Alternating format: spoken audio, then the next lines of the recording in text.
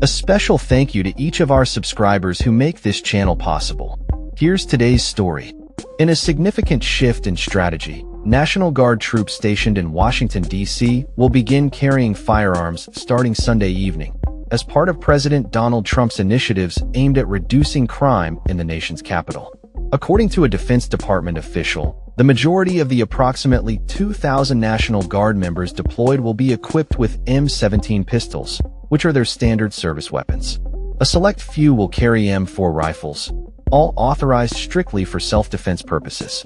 The presence of armed National Guard personnel was notably observed in D.C.'s Chinatown area, where troops were seen patrolling with patches labeled MP to signify their military police role. This decision follows Defense Secretary Pete Hegseth's authorization on Friday, allowing the National Guard troops to carry weapons after previously being unarmed, while assisting local law enforcement with community safety patrols, traffic control, and crowd management.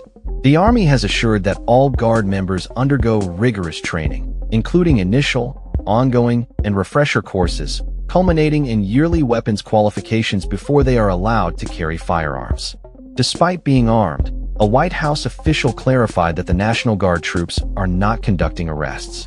Their primary mission remains focused on safeguarding federal assets and providing a secure environment for law enforcement officers to perform their duties.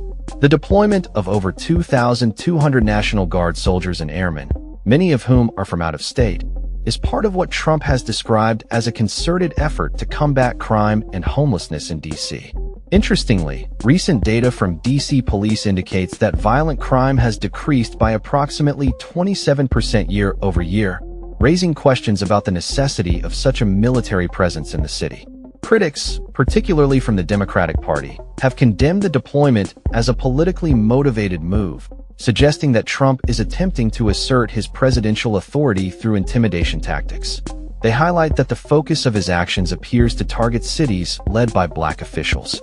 In a related development, Trump has expressed willingness to extend military assistance to other cities grappling with crime. On Sunday, he threatened to send troops into Baltimore after a heated exchange with Democratic Maryland Governor Wes Moore, whom he criticized for the city's crime rates. Trump stated on Truth Social, "But if Wes Moore needs help, like Gavin Newsom did in LA, I will send in the troops," which is being done in nearby D.C., and quickly clean up the crime. Historically, the deployment of National Guard troops in urban settings like Washington, D.C. is uncommon, as they are more typically called upon to respond to natural disasters or civil unrest. As the situation unfolds, the implications of this armed presence in the capital and its potential effects on community relations and local law enforcement strategies will be closely monitored. The National Guard's role in D.C. raises important questions about the balance between federal authority and local governance, especially in the context of crime reduction efforts.